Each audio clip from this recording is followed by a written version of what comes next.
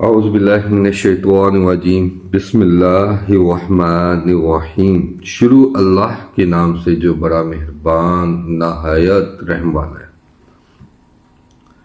سورہ فاتحہ کی پہلی آیت، الحمدللہ رب العالمین، حمد اس رب کی جو تمام جہانوں کا مالک ہے۔ حیرت کی بات ہے کہ اللہ تعالیٰ کی کتاب قرآن پاک کے اندر اس ورڈ پہلی آیت کے اندر اللہ تعالیٰ نے نظام کائنات کے راز کو افشاں کیا ہے۔ وہ کہتا ہے کہ تعریف اس خدا پہ جچتی ہے جو تمام جہانوں کا مالک ہے۔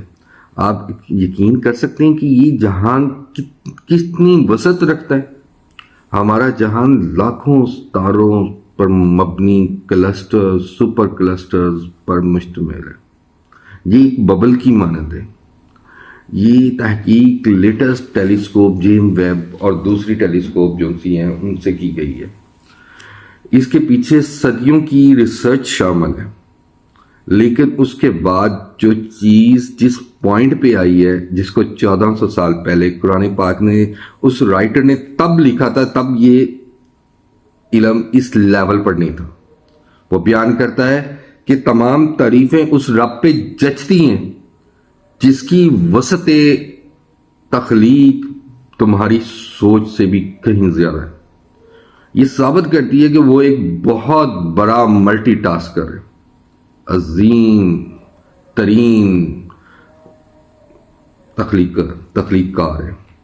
اس نے، اگر آپ یقین مانیں کہ ہم زمین سے باہر ابھی تک نکل نہیں پائے صحیح طریقے سے دیکھا جائے، تو آپ یہ سولر سسٹم، پھر آپ اس سولر سسٹم سے باہر نکل جائیں، تو آپ جب اس سولر سسٹم سے باہر چلے جائیں گے تو آپ دیکھیں گے کہ مزید نئے نئے سولر سسٹم آئیں گے، ٹھیک ہے نا۔ انہی سولر سسٹم سے باہر نکلیں گے تو آپ دیکھیں گے کہ لاکھوں سولر سسٹم کی ایک یونیورس ہوگی، اور اس یونیورس سے باہر نکلیں گے تو آپ کو بے تحاشا یونیورسز، ایون لاکھوں کروڑوں یونیورسز آپ کو ایگزسٹ کرتی ہوئی نظر آئیں گی، جو ایک کلسٹر کی فارم میں بنیں گے۔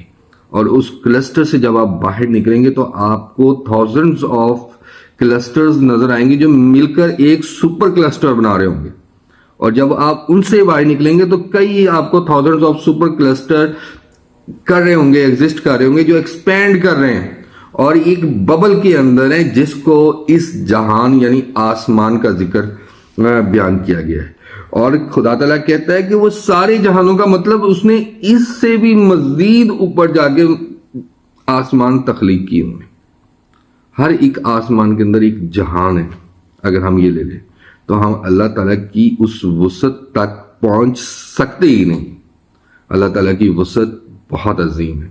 وہ ایک ایسا ملٹی ٹاسکر ہے جو بیک وقت کھبوں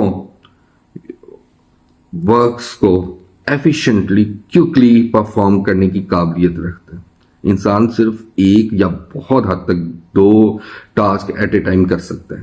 جیسے کہ کوئی شاید یا آپ کا کوئی دوست ہو جو 2 ہاتھوں سے ایٹ اے ٹائم رائٹ کر سکتا ہو، یا کوئی ایک ایسا پلیئر جو رائٹ اور لیفٹ دونوں سائڈ سے کھیل سکتا ہو۔ لیکن اللہ تعالیٰ کی ذات ہے جو کھبوں ٹاسک کو ود ان پرفیکٹلی اور پرفیکٹنس کی ایکسٹریم لیول پر جا کر پرفارم کر رہی ہے۔ یار آپ اس رب کا کیسے مقابلہ کر سکتے ہیں؟ آپ اس کے سامنے ہیں کیا؟ اس پہ جچتا ہے جب وہ قرآن میں اپنے آپ کو متکبر کہہ کے بلاتا ہے، وہ تکبر کرنا اس پہ جچتا ہے۔ ہم کیا ہیں اس کے سامنے؟ تو یہ قرآن پاک کی پہلی سورہ فاتحہ کی تشریح ہے میرے مطابق۔ میں اس کو مزید بھی کھول سکتا ہوں۔ یہ کتاب الہی ایک زندہ معجزہ ہے میرے نبی پاک محمد صلی اللہ علیہ وسلم کا۔ وہ کہتے ہیں نا، حضرت عیسیٰ علیہ السلام نے کہا یا اللہ، موسیٰ علیہ السلام، پہلے عیسیٰ علیہ السلام پہ آ جاتے ہیں کہ آپ وہ مردوں کو زندہ کر دیتے تھے بنا باپ کے پیدا ہوئے، آپ پھونک مارتے تھے کسی پتلے کے اندر، اس میں جان آ جاتی تھی۔ موسیٰ علیہ السلام، آپ نے کہا یا اللہ میری قوم بھوکی ہے، منو سلوا آ گیا، آپ نے کہا کہ دھوپ ہے ان کے اوپر تو چھاؤں ہوگی بادلوں کی۔ میرے نبی پاک محمد صلی اللہ علیہ وسلم جو سردار الانبیاء ہیں، آپ کا معجزہ کیا تھا؟ سوچنے کی بات ہے. آپ قریش کے پتھروں پر بھی رحم دلی کر رہے ہیں. آپ صلی اللہ علیہ وآلہ وسلم آپ غزوہ خندق کے اندر پتھر باندھے ہوئے ہیں بھوک کی وجہ سے. آپ کا معجزہ یہ قرآن پاک ہے.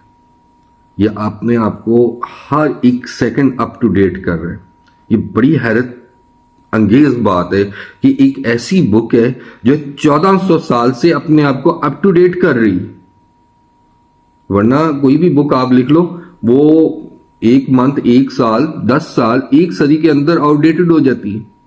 وہ کدھر ہیں وہ قوانین جو سائنس نے آج سے 200 سال یا 100 ایئرز پہلے بنائے تھے؟ اب تو نیوٹن کی وہ تو سر بات یہ ہے کہ یہ اللہ تعالیٰ کی ذات کا ایک بہت بڑا معجزہ ہے. تو آپ آج ہم صرف پہلی ورسز کے اوپر رہیں گے، تو باقی آہستہ آہستہ ایک ایک ورسز کر کے چلیں گے. اللہ تعالیٰ ہمارا حامی و ناصر ہو. جزاک اللہ.